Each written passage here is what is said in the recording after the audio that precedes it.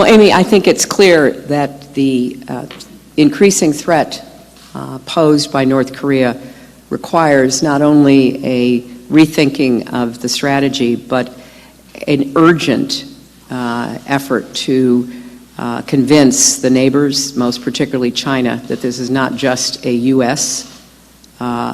Issue.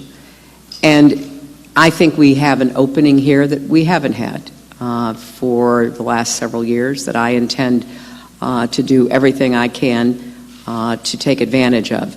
But we're also going to support and equip our allies in the region with the missile defense systems that they require to protect themselves. That is not something that either the North Koreans or the Chinese or the Russians in the region are particularly pleased about, but what is the alternative? We are not going to let anyone who is a treaty ally and partner of ours be threatened, and we are not going to let North Korea pursue a nuclear weapon with the ballistic missile capacity to deliver it to the United States territory. That is absolutely a bottom line, and if other countries want to assist us in this effort, we welcome that, and we will engage in intensive discussions as soon as possible. Secretary Clinton, you put out a statement earlier today saying that you support President Obama's call for additional sanctions on North Korea, but they've faced sanctions for years, and clearly it hasn't stopped them from moving forward on their nuclear program. So how will a few more sanctions help, and would you consider the kinds of negotiations that you pushed for with Iran? Well, the answer to the second question is yes, because we faced a similar problem in 2009. As a senator, I voted for every sanction that was put before the Senate against Iran in our effort to try to prevent Iran from moving forward on a nuclear program. It didn't stop them. They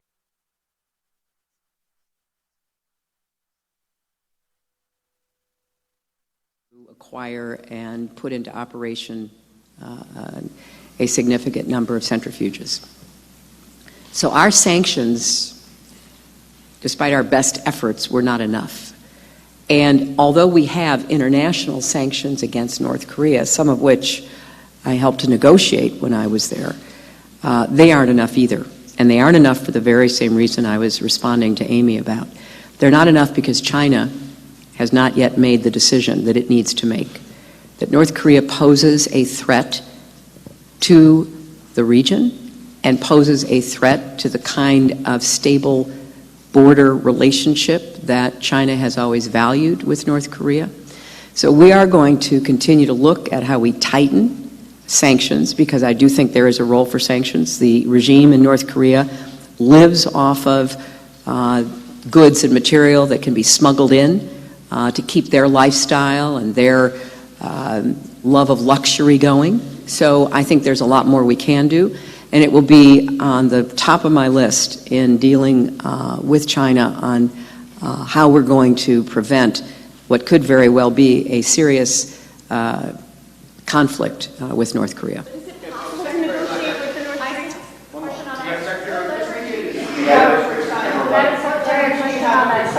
Well, Jennifer, you know, you don't talk about leverage until you actually produce leverage. And I believe that we do have leverage with China, and I believe, based on my extensive discussions when I was Secretary of State, that there's even a conversation starting within China about how to handle the changes in the North Korean regime. China has no interest in seeing the kind of buildup which we are going to be doing. And I will stress this and underline it. We will not leave our friends and allies unprotected. And we will do everything we can to put in the most effective missile defense system against anything that North Korea does. Chinese are not happy about that.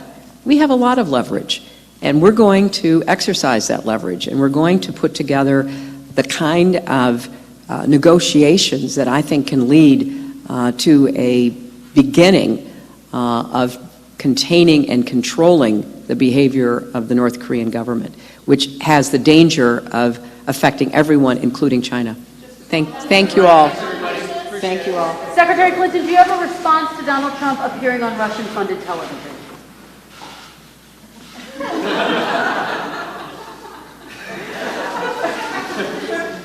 You know, every day that goes by, this just becomes more and more of a reality television show.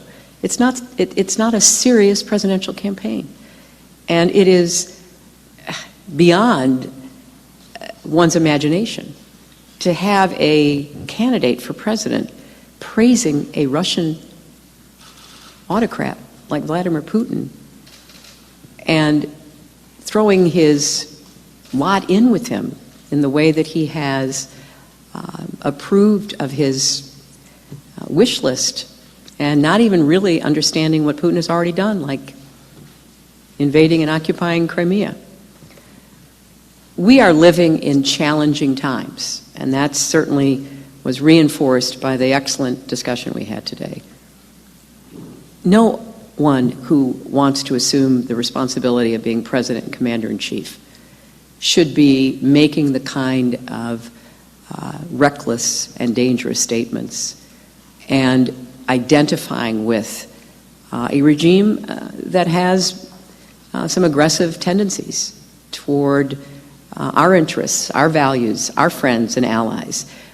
So can I say I was surprised?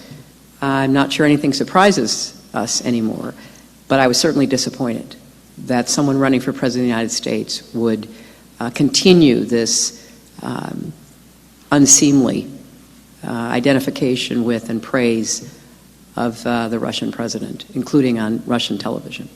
Thank you all.